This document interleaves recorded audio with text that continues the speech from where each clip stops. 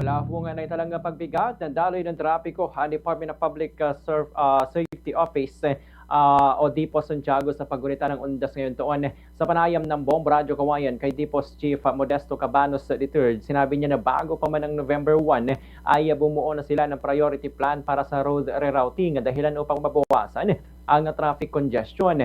Naglagay din sila ng traffic signs at karagdagang enforcers sa mga choke point areas.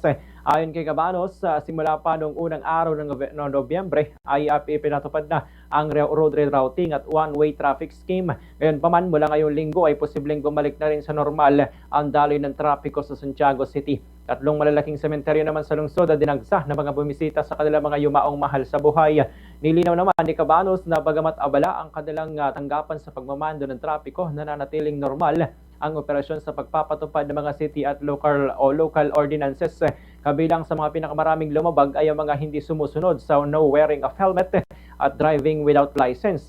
Bukod dito, maigpit din nilang binabantayan ang parking ordinance at pinatupad ang drop and go scheme upang maiwasan ang pagsikip ng trapiko.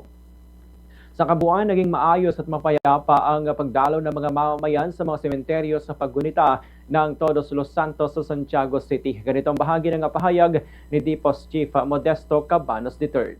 Against last year, mas maganda ho yung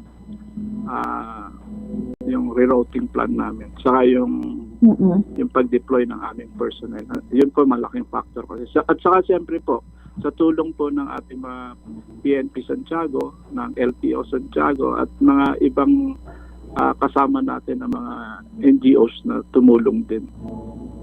Sama-sama ko kasi kami. Hindi lang naman Dipos yun. Grupo ko kami. It's a team.